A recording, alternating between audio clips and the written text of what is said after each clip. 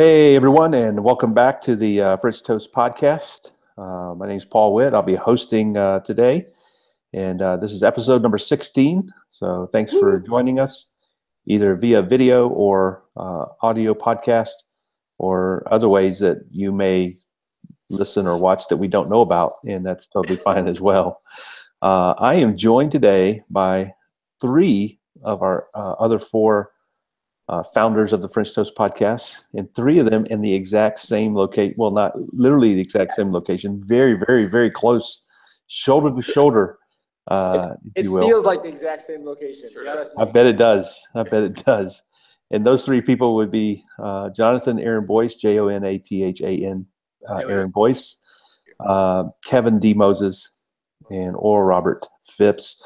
And they are coming to us live from Michigan.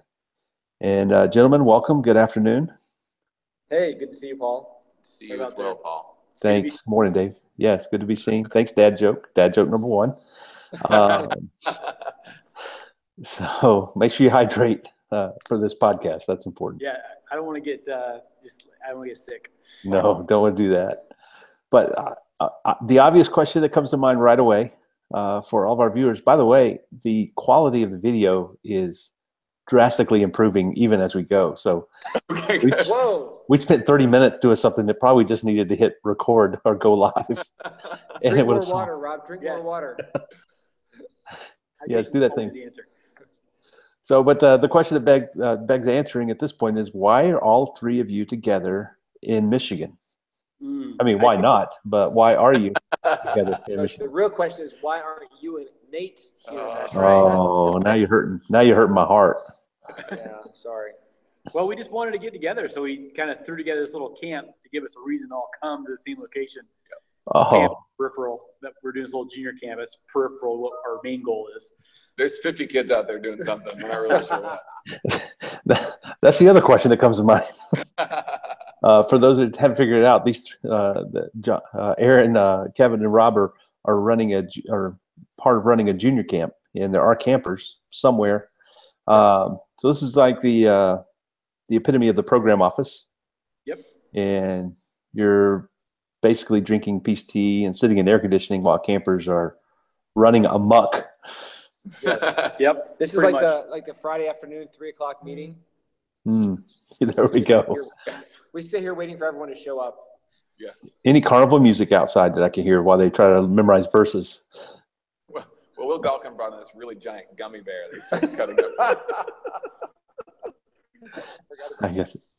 Very good. We'll be here in about 30 minutes, and I'm sure the campers they're fine. They'll talk about one of the staffers for about 30 minutes too. Look, they're carrying daily grind furniture across center court right now. Oh, setting up for the their counselor, setting up for the date for the losing counselor. Yeah. Oh man. Oh, please don't make me go on a date with my brother counselor if we lose verses. No, please, anything but that. And we just went ahead and set up a nail painting station right outside, so they could just go ahead and paint nails. Exactly. Again, if you're watching, these are all things that we have observed over the decade or so together. And most of it was literally, we observed it while we were sitting in a mandatory Friday afternoon meeting. Yep. Watched things happen in center court, people walking by. And I was the one getting makeup put on me, though, one of those years. So. Oh, yeah, true. Yeah. There's different levels of involvement or participation or hostage situation in some. Yes. Yeah. I mean, the only thing we're missing is free coffee drinks that were purchased. Oh yeah. Iced coffee drinks that are here. So that'd be wonderful. So what are you doing there? What's the purpose of the camp? Whose idea was this, and how long you been doing this? Whose idea was this? What'd you get yourself into? How do you get out of it? I'll give the 45-second version. So 2 years ago, when the Lord transitioned my family to Lower Michigan and Rob's family to Lower Michigan, we both were in charge of organizing the youth ministries in our church. And one of the questions, of course, is what are you going to do for summer camp? And at that point, I realized pretty quickly for our church that the options that I knew of at the time just weren't going to be good fits for our church. So then we started thinking, should we run our own camp? And I think at the same time, you guys were kind of thinking. Yeah, we were just trying to figure out where we're going to go. I didn't know any of the camps around us or had any starting place. So then we were like, well, let's do camp together. Let's find a place, rent it, do our 2 churches together. Then within the course of like a month, about 6 or 7 other churches whose youth pastors used to bring their groups to the camp where we served together. They were asking us, what are you guys doing for camp? So we were telling them, and then it was like, well, can we join you guys? And so we basically made the decision at one point, like, hey, it's just as much work to do this for 60 teens as it is to do it for 100 teens or however many. Then it went from just teens to teens and juniors together. So we found this campground. It's in Otisville, which is a huge city, metropolis. Oh. It shuts down at 6 p.m. Yep. Oh. But the camp works. So the camp provides. Is Otisville Michiganese for Pembine? Pretty much. Okay. Yeah. Yeah.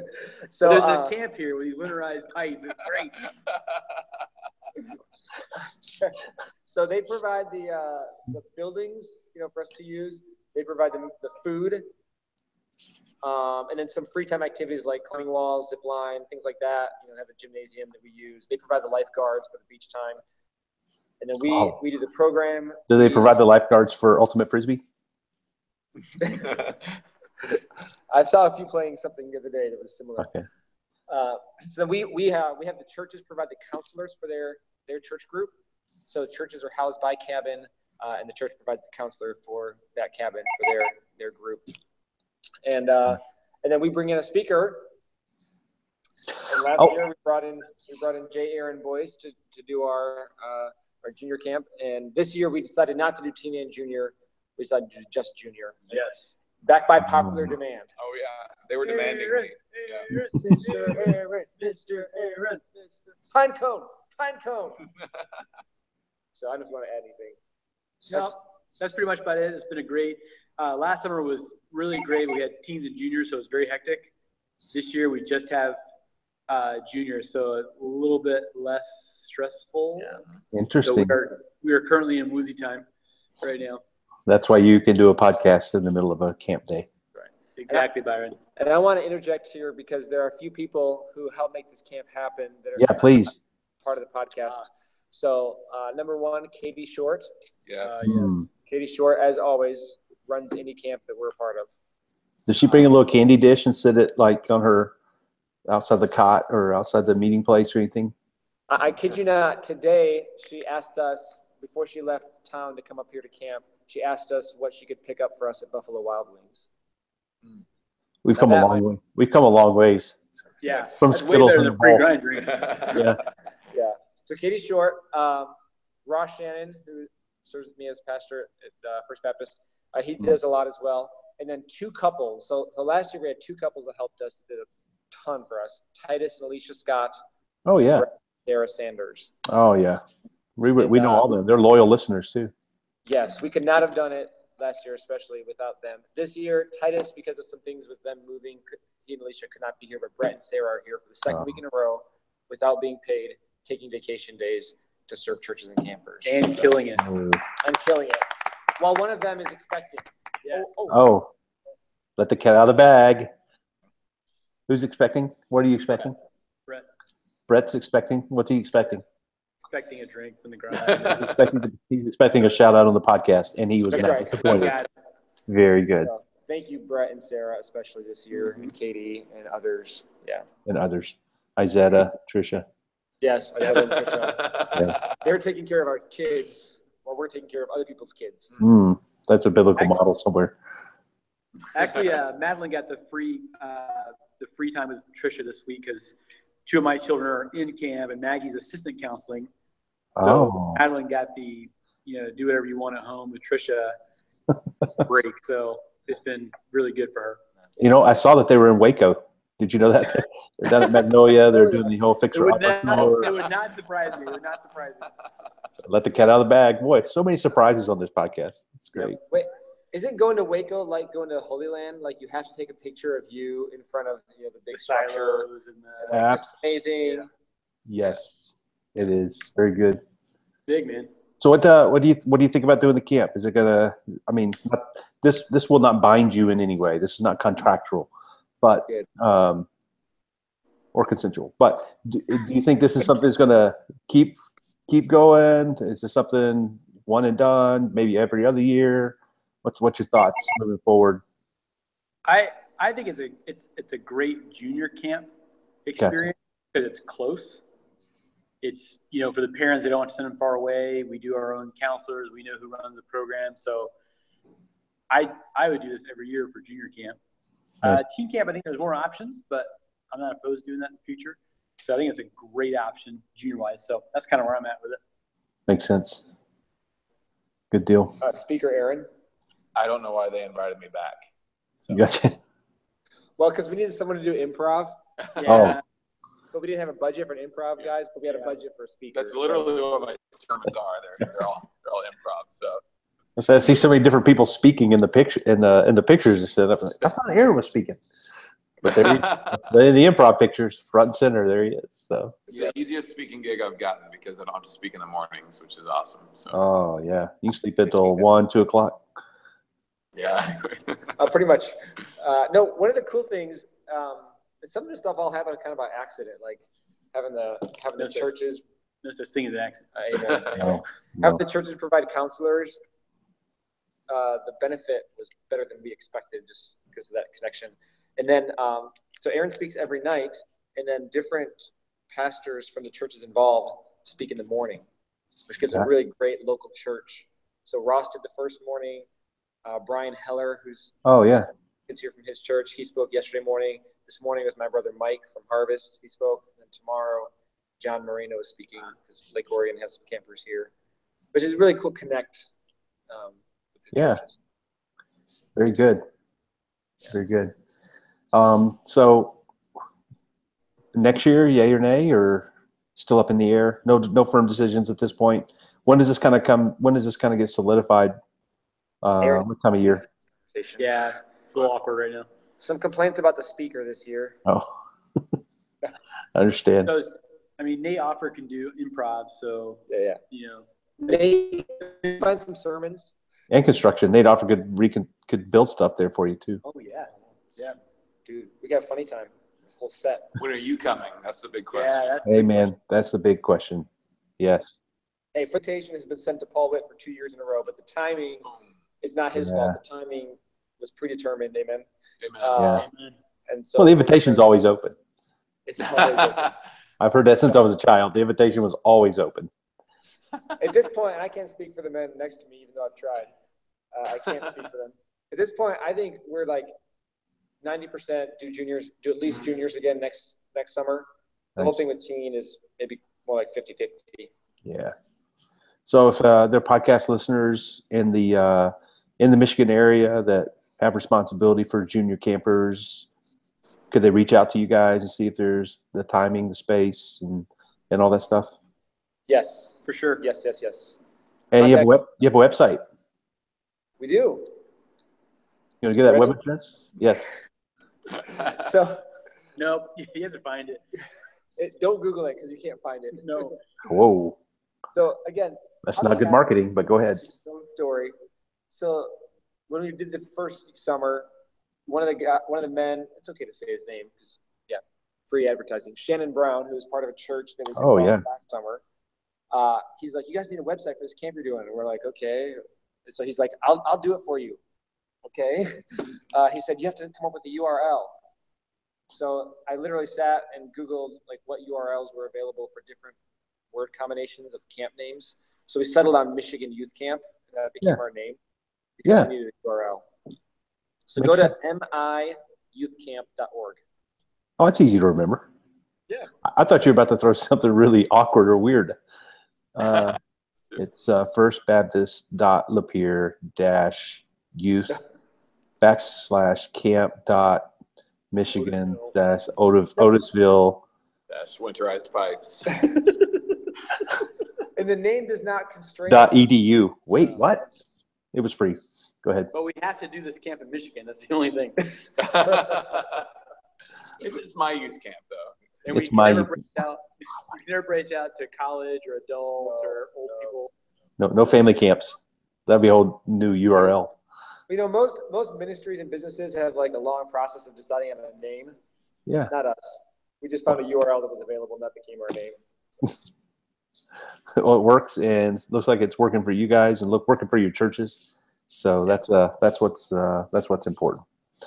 Let's keep on the camp theme and going back to our Northland Camp days, and we were all members, members of power groups back in the day, and of course the constant prayer power. Yes, go ahead. Prayer, openness, word. Word is at the center. Encouragement or exhortation. Responsibility. That's good. Yeah. Wait, what was the other E? Encouragements? Exhortation. Yeah. That's the new power group. Entitlement? No. Anyway, so we were all members or leaders of those various groups. And one of our responsibilities in the course of the summer was to lead some sort of a project, something we could have some bonding time, and with our group outside of the normal day-to-day camp experience. So some of those projects were pretty incredible, some great opportunities, and then some of them were less than that, and or maybe created disunity in a power group, and hatred and bitterness that still exist to this day. So the question is, what are some power group projects that you remember, both for the good memories and then some that you still are trying to choose to forget, whether you were involved maybe or you just remember them through discussions and laughs. Any memories, Rob? Well, we did one year where we told people that they had like motorcycles or ATVs, they'd come to our house and we would like clean their air filter or tune them up or whichever, or change. I remember that. Something like that. Did you bring your four-wheeler there? I don't think I did. Okay. I think it might have been right before. I think it might have been before I had a four-wheeler. Possibly. Was all it I remember early? is Aaron Coffey brought his motorcycle over, and we took the carburetor off, did some kind of work to it, but ended up we put it back together and did not work correctly after we fixed it. Yes, I was going to bring mine over, but then that happened and I turned around. That's what happened. So it turned into like a longer process. Oh. So and in the background of this, another power group came to my house at the same time. So at my house, fixing these things, there's another group who said that they wanted to burn a trash pile or do something in the backyard. So we're up front fixing these things and getting frustrated because it doesn't work. In the back, I'm not paying attention, but I just hear like this screaming and this yelling, and they just lit this thing on fire. And I look out, and they're more or less whooping and hollering because it's so exciting. This huge thing is on fire. And so you didn't have 10 commandments. You didn't have 10 commandments in your hands and come around the corner, did you? No, if I had, They were melting. I would have thrown them on the ground and broke them. Children rose up to play. But everything was fine. The fire was contained. Aaron Coffey's motorcycle never quite ran the right way after that. It was always a little bit off. So symbolic.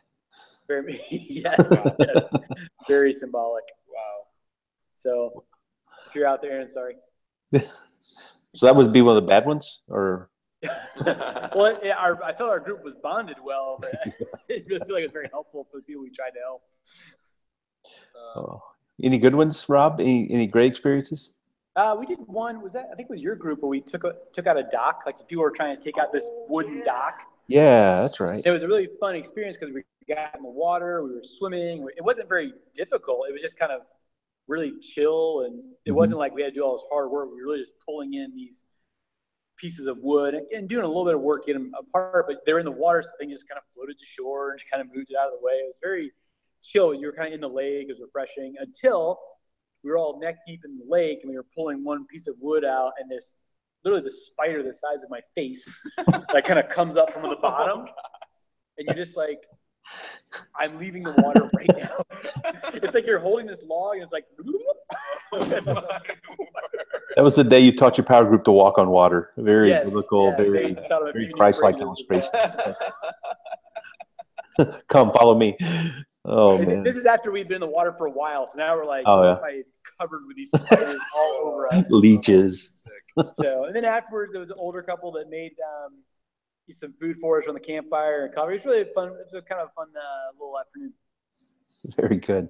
I had forgotten about that. That was I really remember fun. the story about the We're- spider. That was a really fun one. They had this huge old wooden dock.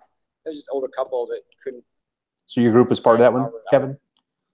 Was Your that? your group was part of that? Your group went Yeah, in? yeah, yeah. A Okay. couple from our church, a couple went to Grace, so we had. Oh, that's right. close connection with them.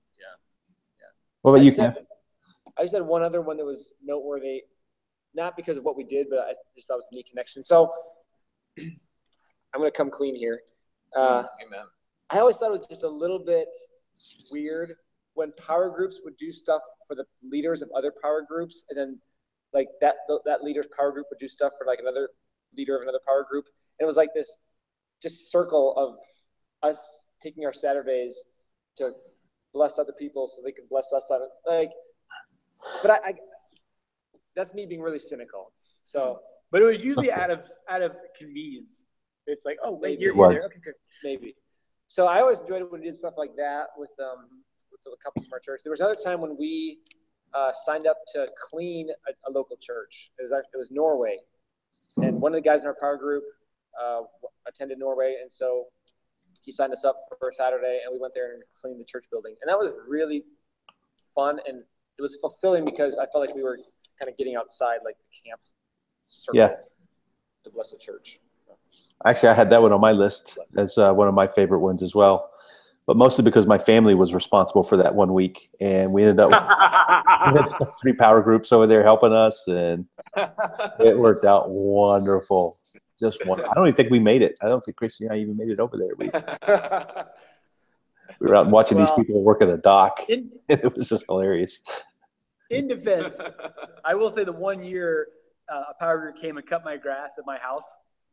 Like I was literally almost in tears when I drove up because I hadn't been able to cut it, and it was like a Saturday. Yes. I knew I had to get done with camp, then go cut grass for like 2 hours.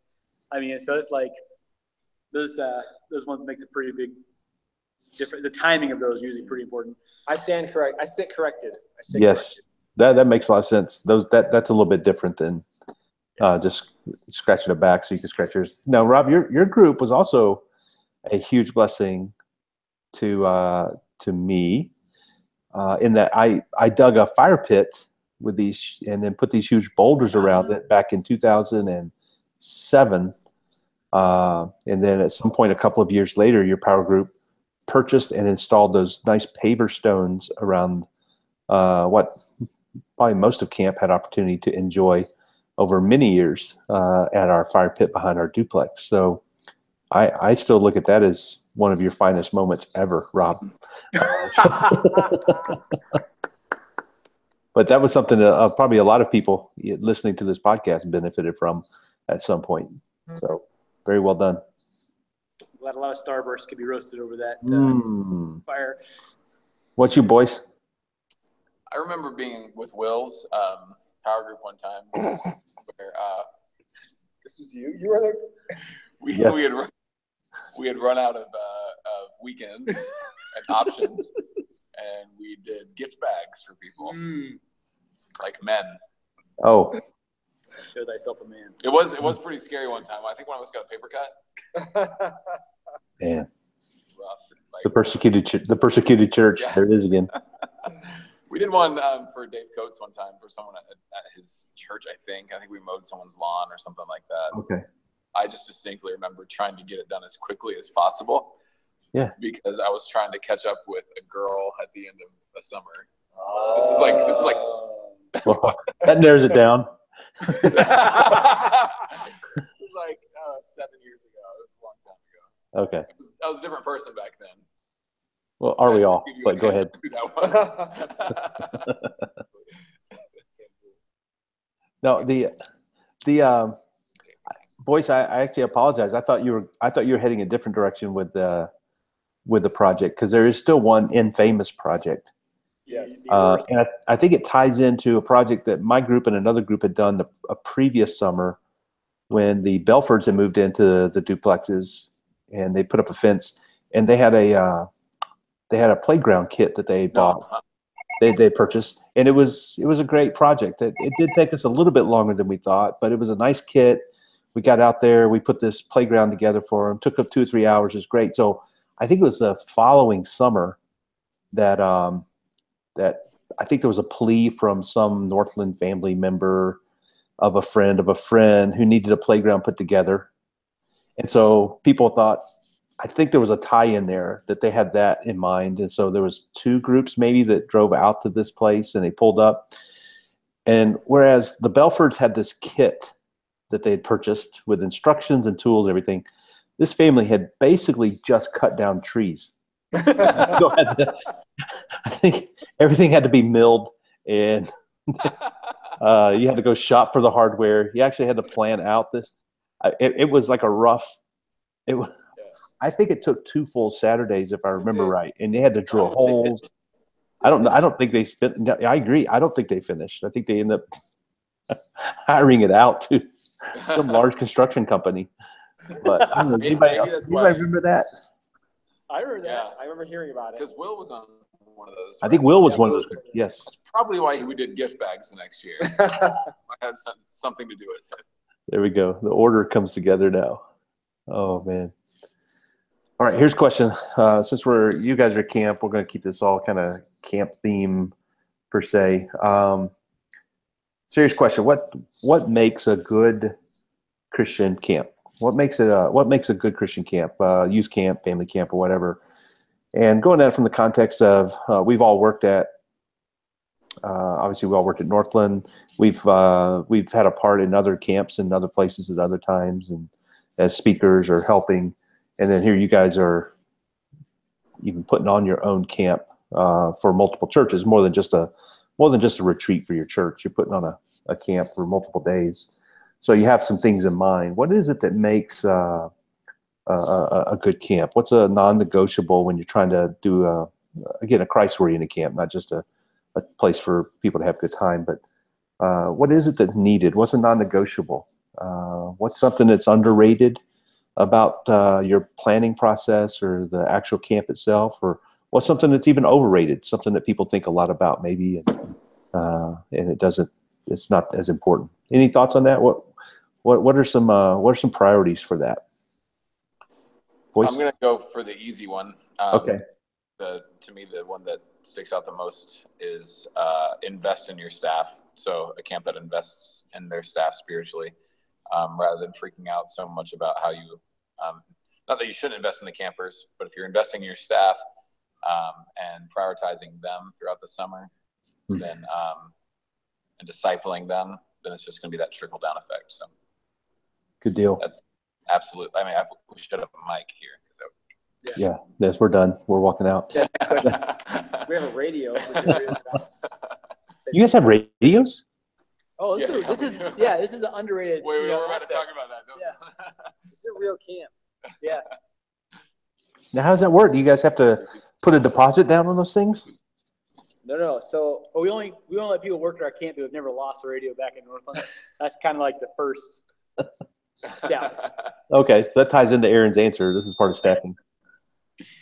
I'm going to see if it works right now. I'm going to see if Brett is on the radio. This is good radio right here. Good podcast. This is very good. Hey, Brett Sanders, do you copy? Brett? He's taking care of camp while we do this. Man, I hope he doesn't say anything inappropriate. That means he was with Sarah while he's trying to answer his radio, because she has a radio too. Hey, Brett, I just want to know if you want to say something say hi to Paul Witt.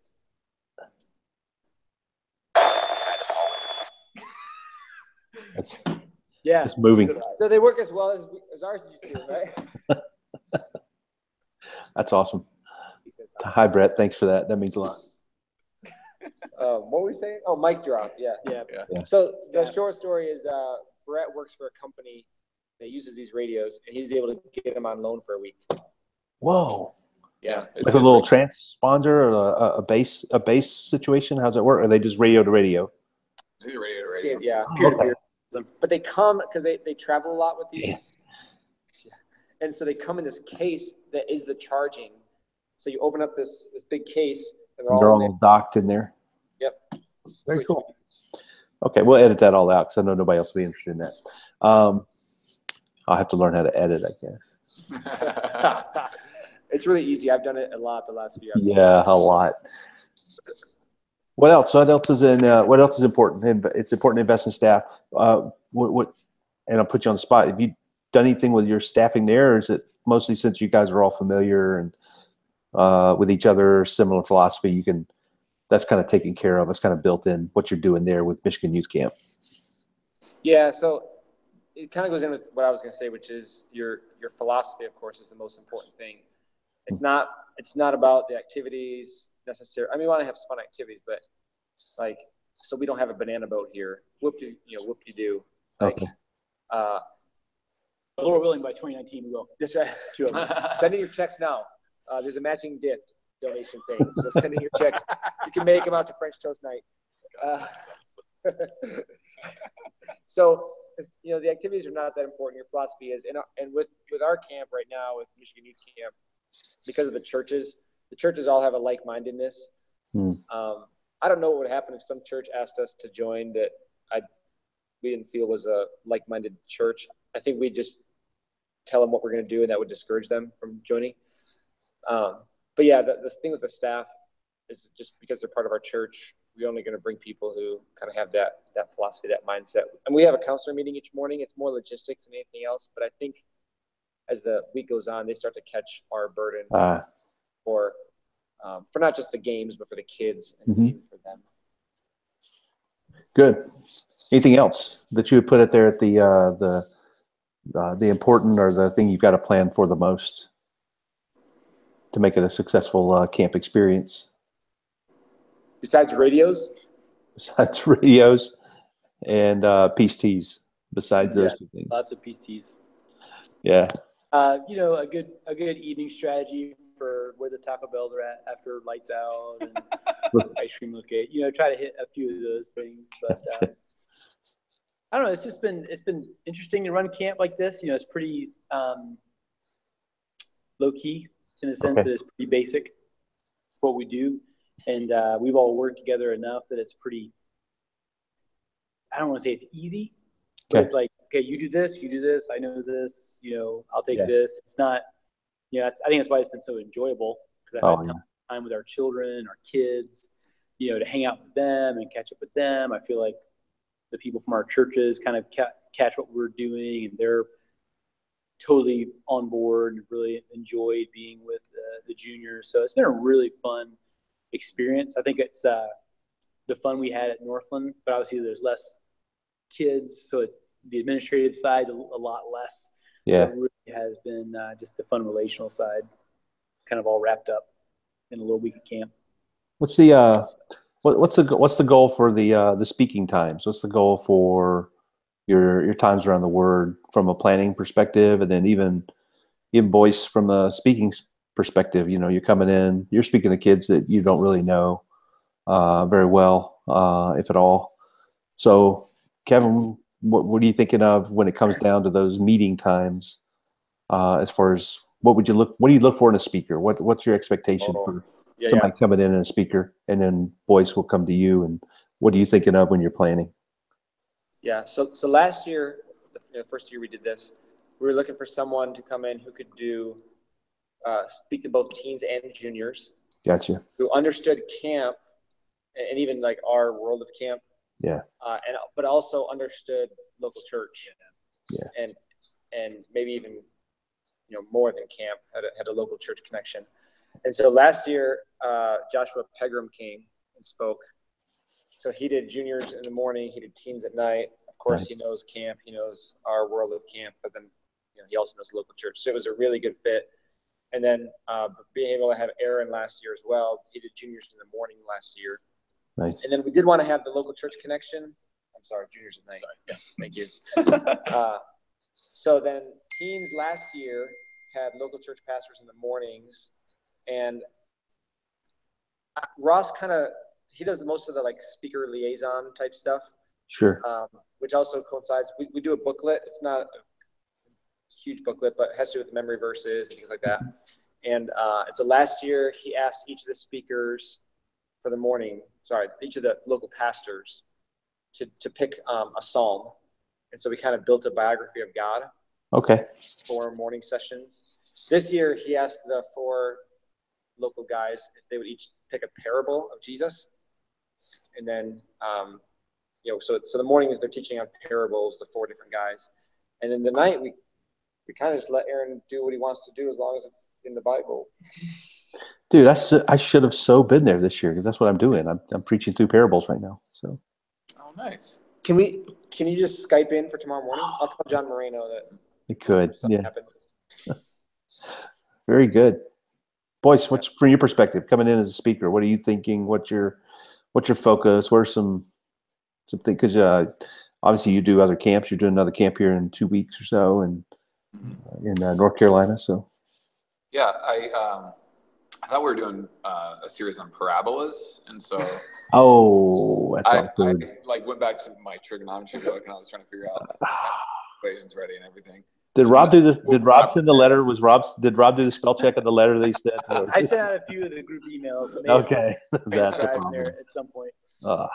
Knowing that they were doing a series in the morning was really helpful because then I didn't feel the pressure of having to tie in the sermon. So. So you're just standalone at night, or they could be? Yep. Okay. They're essentially topical, but with forethought. And so Monday night being, I wanted to. I try to think of what a kid is thinking through, try to think back to when I was their age, and if I only had a chance to talk about 5 things with kids, or 4 things, what would I talk about? And so I tried to on Monday night really have a good establishing sermon about the character of God first, which I think is sometimes missing because I think we assume a lot about what people think about God and who He is, and His character toward us. And then I'm actually not going super precise and specific in the sermons. On Tuesday I talked about openness from 1 John 1. So I'm trying to keep it a little bit more overarching because I've done sermons on complaining in the past, and that works well as an example for other sin issues. But you got to get the gospel in there by Wednesday because then you only have one more night. And then, so I'm just kind of keeping it more topical, but staged in such a way that we're establishing some forethought before some of the important implications of the gospel and things like that. So now that we've rounded the corner on an explicit gospel message, there should be more implications on what the gospel means for the Christian life. So gotcha. Tonight's your last one, right? Tonight's my last one. Yeah. It's seriously very easy for speaking times. Okay, because you guys end on Friday afternoon. Yep. Right. But Aaron's also helping out on programming. So yeah, you getting your money's worth there. Not as much as I did last time. Nah. Last year we had the teen and junior together. It was a hustle. I didn't help with any games, I don't think, last year. And you were all sessions. Rob did not set foot in a session last year. I just stayed on the game field. Because we were just overlapping, teens junior session game, and Aaron was speaking and reffing. They're paying me for 2 summers this year. So after this summer you'll be even? Yeah. Okay. That's right. Yeah. Based on workload? Okay. Well, it's the old parable when you let a field rest for a year. This is the year of Jubilee. This is the fallow ground.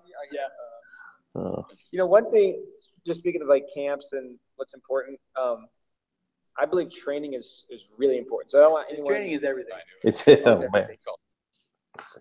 So I think everyone listening, or most people who are listening, they understand the context and our history. But just in case you're listening, you don't understand. We're able to do this camp, and I think do it pretty well, because we had people that worked with us for so many summers. Oh. So Sarah Sanders, we can say, hey, Sarah, you take care of all the scoring. And she does. And we don't have to say a single other word about it. We don't have to train her in scoring and how to do it and all this stuff. Kevin check. All these detailed things that if it were just someone who didn't really have any experience, we'd have to explain what we're looking for in cabin check and what it means to clear the cabins for the session and all that stuff. So there's we're way further ahead than if we were starting a camp kind of. Right. Yeah. Good deal. I didn't end my sentence, but I think you know what I'm trying to say. No. Well, again, that's the kind of relationship we all have. You don't have to. We're there. Finish each other's sandwiches. Anything else you can think of that's underrated or overrated that you would throw in there? Fog machines are overrated. Yes, agree. Traxxas cars are overrated. I think I was gonna say woozy time is way underrated. We should have been doing that a long time ago. Yeah. Yes, staff woozy time. honestly, like maybe I'm just the old man now, but like creating an experience is so overrated. At least I feel that. Kids are gonna have fun if you love them, and if you like teach them the word, they're gonna their lives are gonna change. But this like creating an experience. I had that written down right here too, Kevin.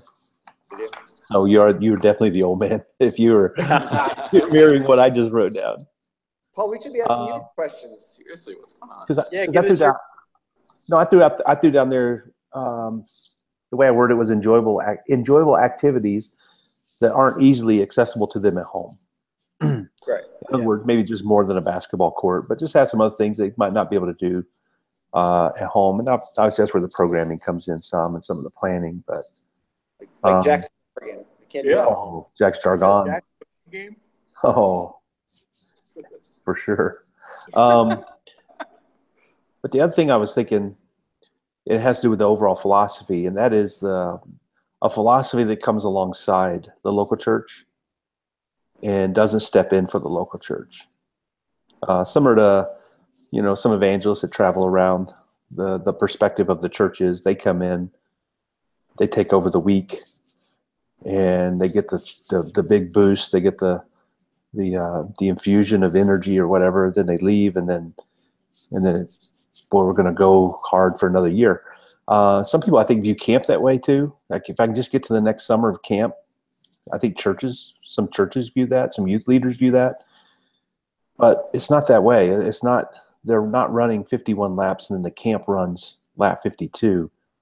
They're running all 52, but for a week the camp comes alongside, and they're handing them water, and they're encouraging, and maybe they're carrying the baton, but they're still running together. So I think that kind of a mindset, as opposed to taking the place of the church for the week, they're just really coming alongside. And obviously you guys get to do that because you guys you're integral in what you're doing there with the Michigan Youth Camp. But I do appreciate that. I appreciate that mindset, and even in the philosophy for what we had at Northland. And it was things that never dawned on me before. So it was fun to watch it in action and do it intentionally. So I think that's underrated.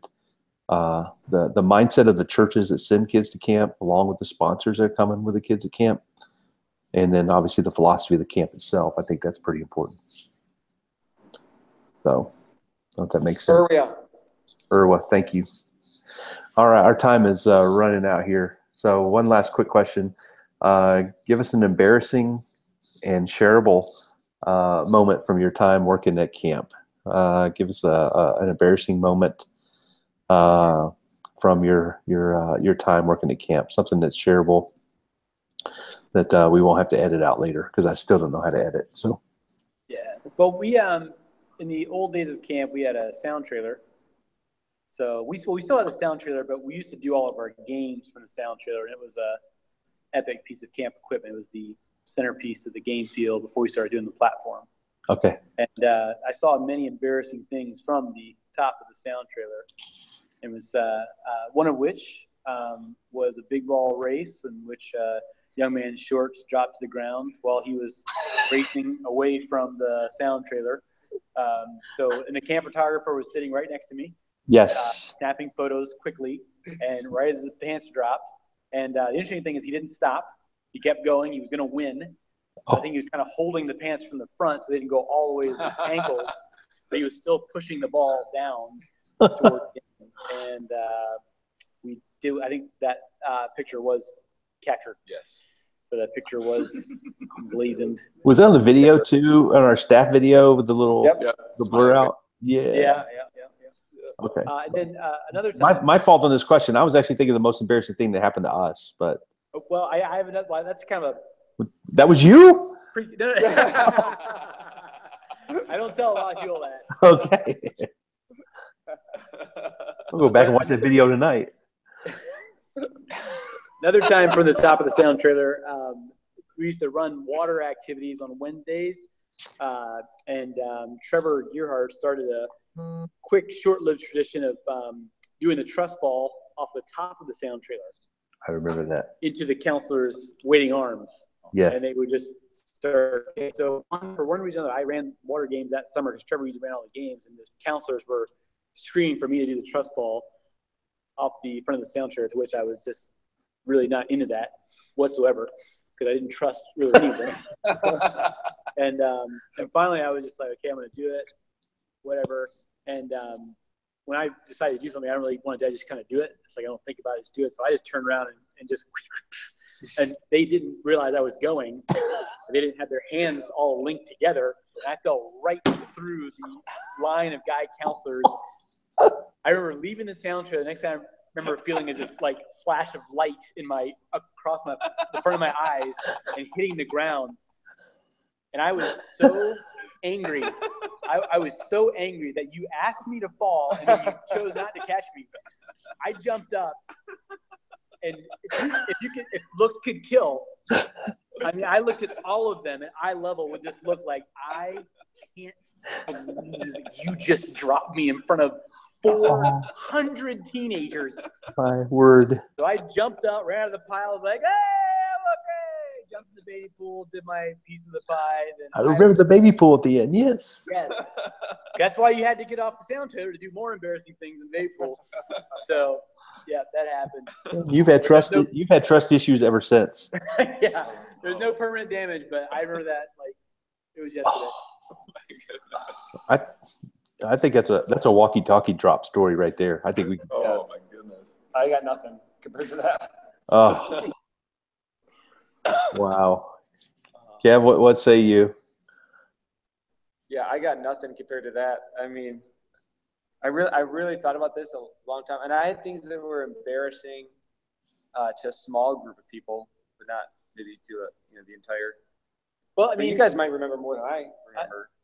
I hate to take up the time here, but I'll give another one in place of Kevin's. If you guys remember stuff I did, No. There was a time we used to sing songs before the family camp meal, and we had to, and the camp musicians would just put the songs out there that we sang. We didn't practice. We didn't know what it was. It was like, hey, this is what we're singing. Your program leader would lead it? Well, whoever was leading the meal would lead it. Yeah. Yes. Okay. And so I was on for the meal, and we had to stop everyone and sing the song. And one week we had Heavenly Sunlight, and they placed the piano. The piano was like on the other side of the campsite. So usually a waitress would start, hit the opening key after it. And I remember one week it was like I was off. I couldn't find the tune. It was like Heavenly Sunlight, Heavenly Sunset. And the speaker of the week was right in front of the stage and just looked up at me like, "Are you for real?" And I'm just like, "Okay, all right, let's pray." We're gonna do a trust fall now off the stage. Oh man! And I want to ask you, do you guys remember me leading any other songs from that point forward? Nope. Ever. I was in the dining hall when you were leading him. I was just Nope. laughing at you. So from that point forward, I always assigned the other guys to do that because I refused to do it. Well, Rob, just so you know, Brother Steve actually had a meeting without you. And anytime you walked into the dining hall, there was always to be another program guy with you from that moment on. So. That, my friends, was the worst. I don't even know what to say. Let's pray. It was horrible. Mine's pretty epic, and I've shared it before in different formats, but I mean, I have lots of them, but the one that comes to mind, I think, is the most appreciated in this setting. It's my first summer working camp. I think it was my first service. I'm camp manager. I'm still learning what's going on and everything. I'm in the back of the service, very first family camp service, very first week of campers of the whole summer. Monday night, I'm sitting in the back, kind of just looking around, go, man, this is kind of cool. We're in the chapel. This place is packed. Brother Steve's up there, and so he kind of, again, I'm just taking it all in, and he's like, oh, this time I'm going to call on our new camp manager to come up here and open us in a word of prayer. And Brother Paul Witt, Paul, why don't you come up here and just open our service tonight in prayer? This is our camp manager. I told Matt Olson that if I didn't get Paul Witt to be my camp manager, I was leaving. And Paul's here. Paul, why don't you just share how your family came here to Northland and then open us up in prayer? So I'm like, yeah. So I'm like, I'm going up to the front. And again, I'm pretty awkward in front of people as it is, but even at those in the early days, I was cutting my teeth and all this. So I get up there and say, yeah, again, family campers everywhere. I think the choir was lined around the back walls, getting ready to kind of come up. So it was like kind of that full. So I'm sharing this story about how we were in Georgia and Atlanta, and we were getting ready to move to Northland, but it's a really difficult thing because we've been in Atlanta for so long, for 11 years, and it was really neat because we came and we visited Northland, and then on the way back, Christy and I were talking, and it was just really obvious that as the Lord was working in my heart, He was also working in my wife's fart.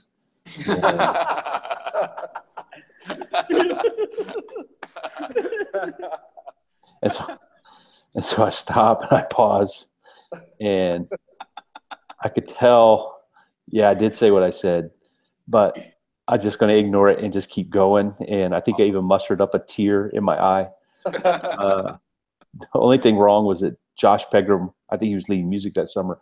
He's standing in the back, and he's standing there, and all of a sudden he just drops to the floor, and you just hear him laughing uncontrollably. And that was the only distraction I had, because everybody else was like, they looked at each other like, did he say fart? His wife said fart? But I just kept going, and then afterwards, I immediately walked out the back, and Pegram was rolling around on the grass in center court by that point. He just talked about his wife's fart. So I was surprised Brother Steve ever asked me to speak in front of the people again, but good times. Good memory. Good times. Anything, boys? If not, that's fine. First time I was a PV counselor, I was hating life and everything. I didn't want to be there. All my friends were on the other side of the lake. I had no idea what Pioneer Village really meant.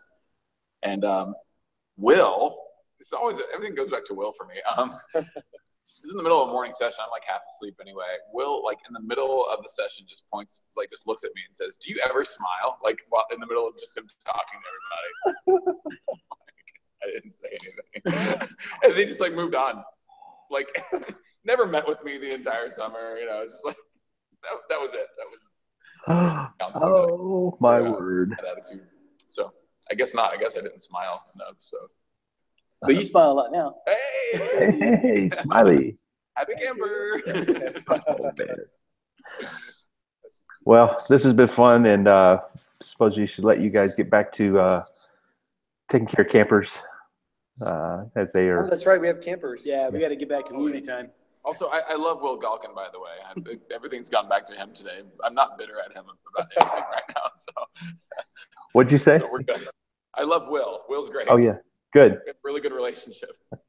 I'll pass it on. That's who I'm meeting with in 25 minutes or 20 minutes. Oh, right. Yeah. So, and then Mark Egerdahl just called me out in a Facebook post because I'm not meeting with him, and I guess he's speaking to juniors. Facebook Live real quick, like a little 3-minute with Will if you can for our page.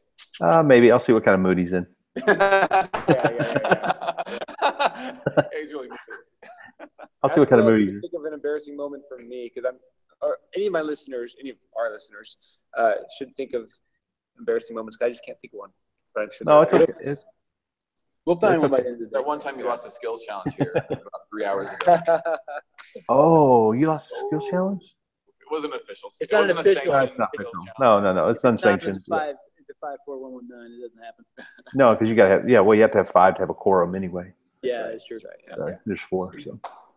Well, I do have a sponsor of the week, and I thought I'd make it kind of a special deal, and that's why I asked earlier off the air.